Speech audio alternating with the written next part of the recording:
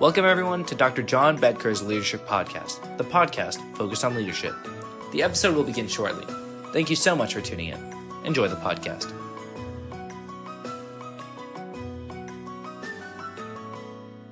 Welcome everyone. Thank you so much for tuning in to the Dr. John Bedker Leadership Podcast. I'm your host, John Bedker.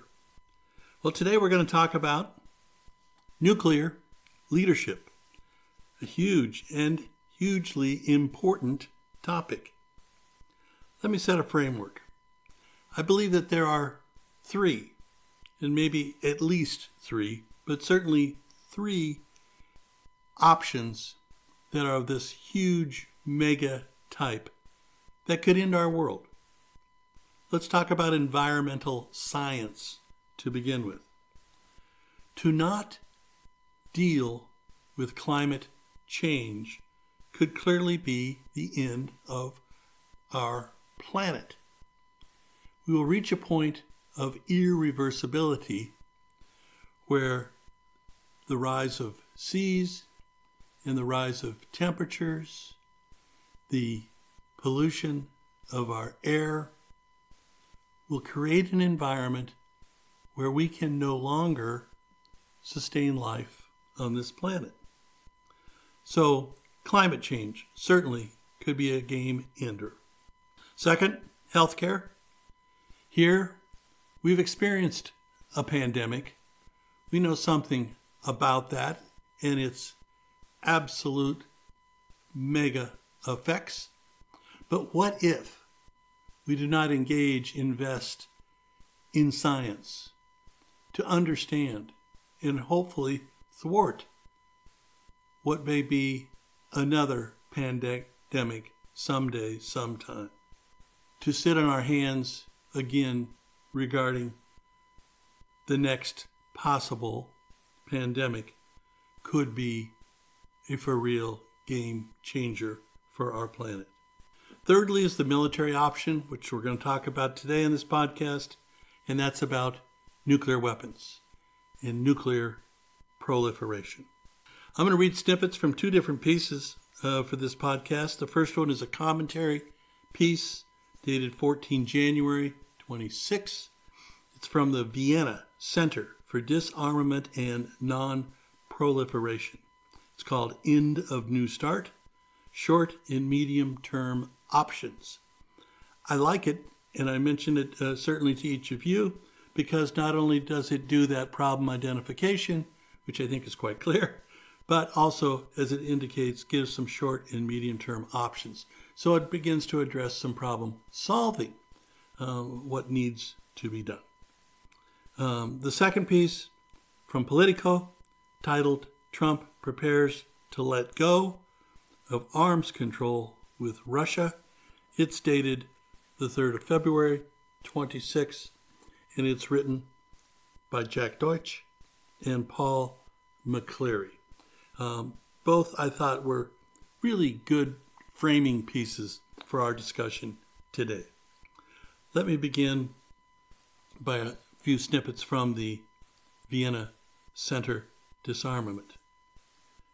Quote, the expiration of the New START Treaty on 5 February 2026 marks the end of an era that began in 1969, when the United States and the Soviet Union launched the SALT I negotiations. For the first time in decades, there will be no treaty constraining the nuclear arms race. So just by definition, quickly, folks, I think most people are familiar, but again, just in case, SALT, S-A-L-T, Strategic Arms Limitation Talks.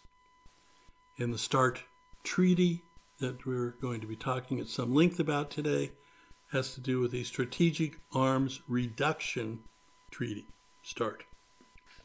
So the Vienna piece goes on, talks about some options, but concludes like this.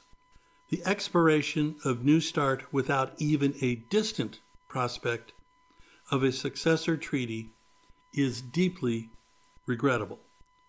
For more than half a century, the international system has relied on at least some mechanisms to constrain arms racing and, since the end of the Cold War, to reduce nuclear arsenals.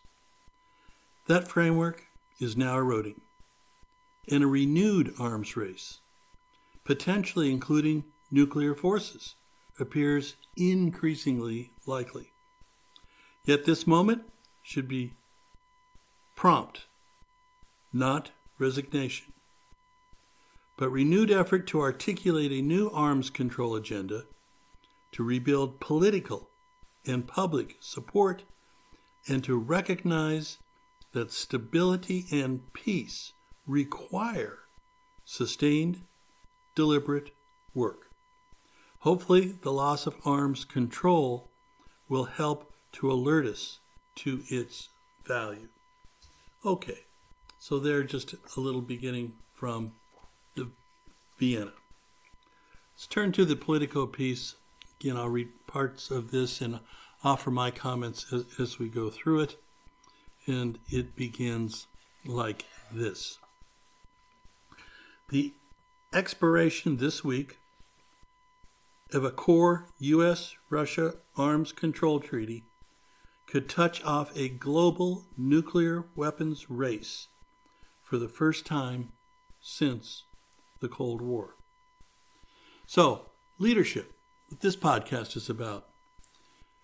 Just from the beginning, what should we be asking ourselves?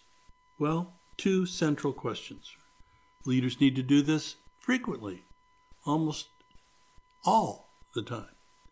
One, what is the intended consequence?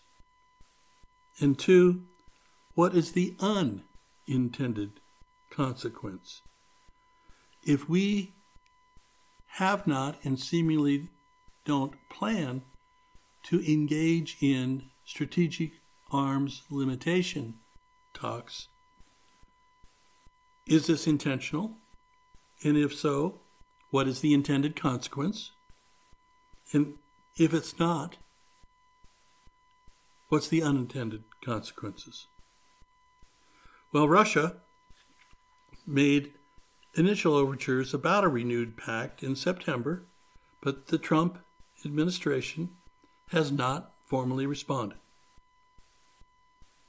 According to two people that were familiar with the negotiations. The New START Treaty, which will expire on Thursday, was struck in 2010 and limited how many deployed nuclear-capable missiles, bombers, and warheads both the U.S. and Russia could have. Well, again, from the leadership perspective, the question of why. What's the purpose? What's the intent? As leaders, we should always ask ourselves, however big or however small, in this case, incredibly big, what is our purpose and what is our intent in not engaging?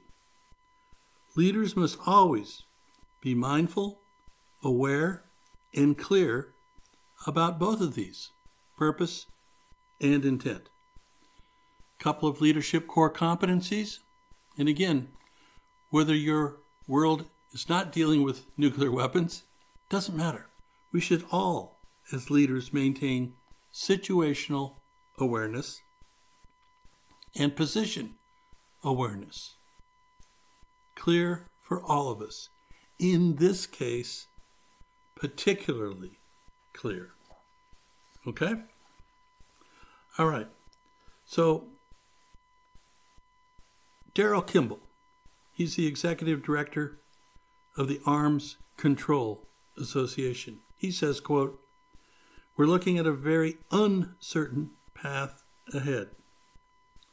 Unless Trump and Putin reach some sort of understanding soon, it's not unlikely that Russia and the U.S.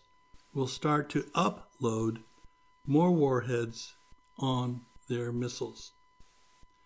Okay, well, at the risk of stating the obvious, uncertainty and leadership are not particularly compatible. Certainly, uncertainty is part of our world in life. But when we cause it, when we bring it on, when we make it an ingredient, that is not leadership. So we have to think about what this uncertainty is about. And it's about nuclear weapons. Okay.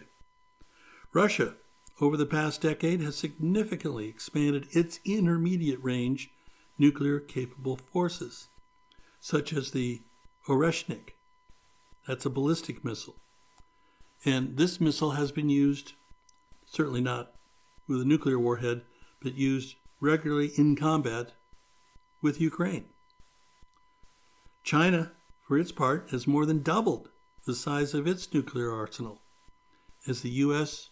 has scaled back on some nuclear capabilities. So, advances made and their capabilities tested in war, not a good omen for peace, and certainly not for a reduction in arms. So, intended or unintended consequence, those certainly are consequences. President Donald Trump has indicated he would like a New Deal, but he said he wanted it to include China. Russian President Vladimir Putin's offer in September would have extended the New START limits for another year. However, it would have prevented inspections on weapons. So, this is not a world in leadership for gamesmanship, right? Gamesmanship and leadership are very different. They are polar opposites, in fact. So, when we begin to execute a plan based on gamesmanship, we are unfortunately not incorporating leadership. All right. Putin's also demanded that Britain and France participate in a follow-up treaty. Both countries can launch nuclear missiles from submarines or use fighter jets to drop atomic weapons. But neither of those countries has land-based intercontinental ballistic missiles in their arsenals. So, back to the initial question. Is Putin using this seeking an intended consequence, or is this just poor negotiating, poor commenting, resulting in an unintended consequence? Folks, unfortunately, I think it's more about gamesmanship. Quote, "Now is the time when some form of communication channels and transparency measures would be particularly valuable," said Heather Williams. She's the director of the Project on Nuclear Issues at the Center for Strategic and International Studies. Russia suspended those sorts of activities, and China has consistently rejected participation in arms control. So this is the gamesmanship, right?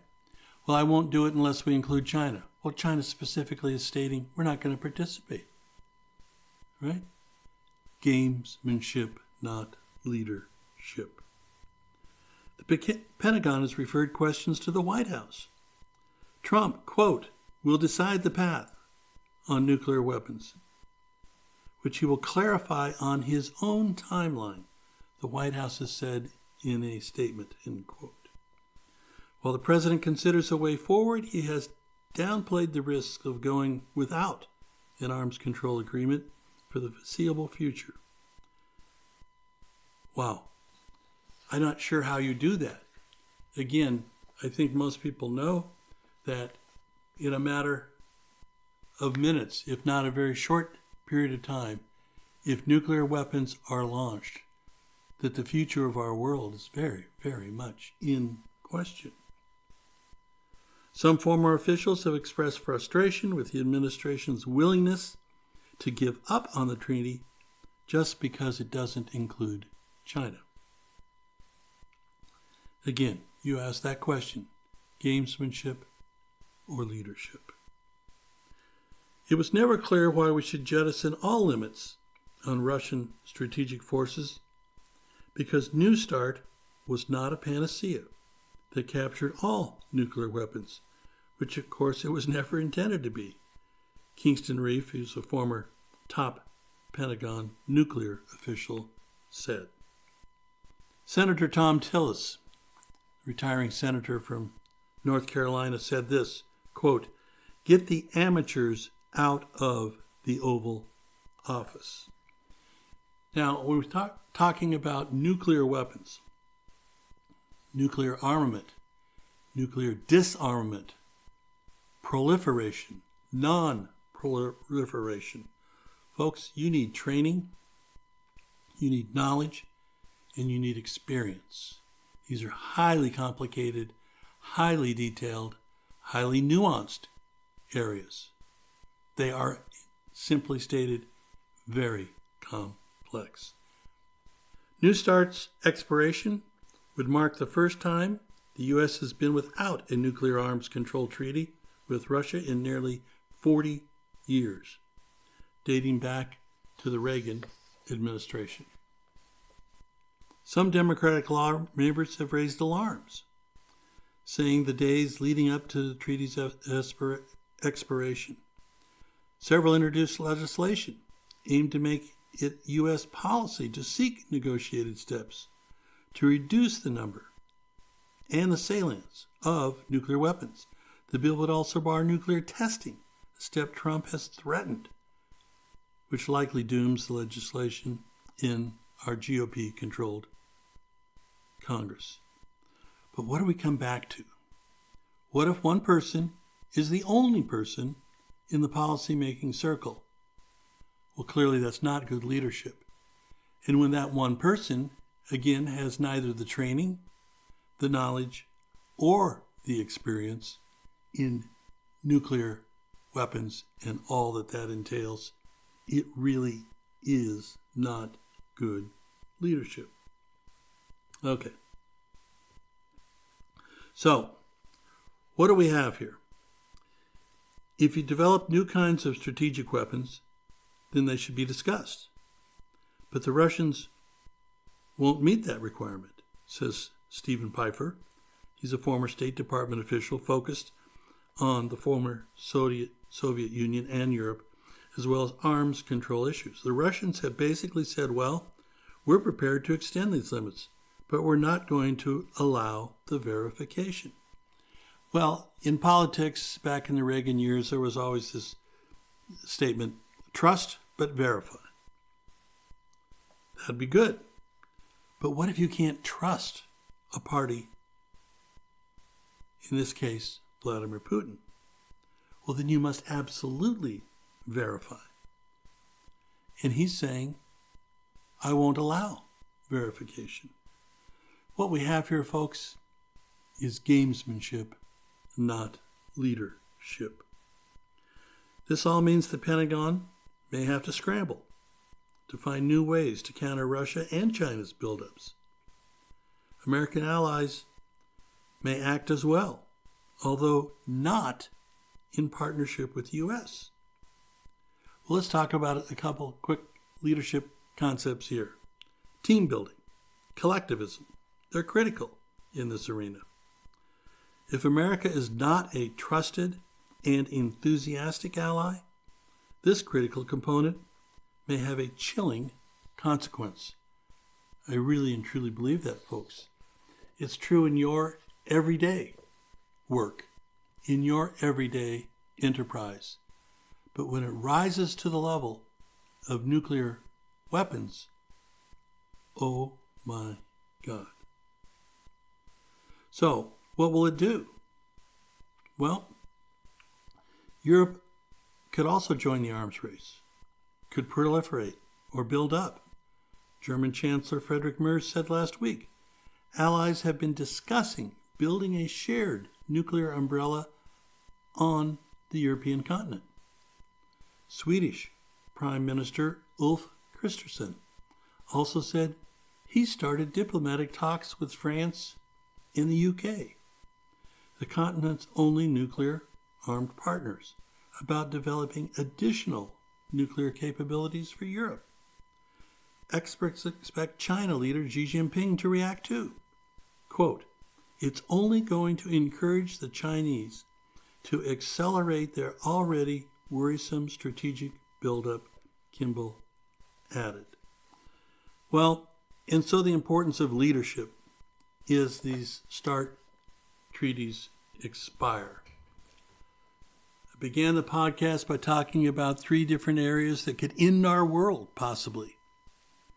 In the case of strategic arms, nuclear weapons, nuclear proliferation, you could literally end our world in minutes. So the idea of gamesmanship rather than leadership cannot enter into this critical arena. We must sit down. We must discuss. We must be transparent, not in words, but in deeds and in actions, because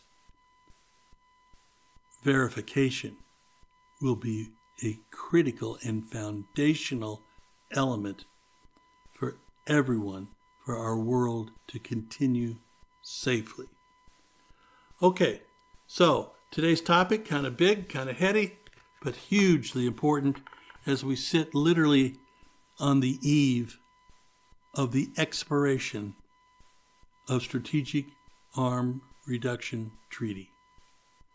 Hugely important, folks. So many other things are getting attention, and rightly so. They are important. But some of these larger, more global things are just sort of out there. They're distanced. But unfortunately, they're very, very real, and they really need attention by people with training, by people with knowledge, by people with experience, people who are committed to the reduction of nuclear weapons and nuclear arsenals in our world. We need it. We need it, folks. Okay, take care. Thanks so much for tuning in. We'll talk soon.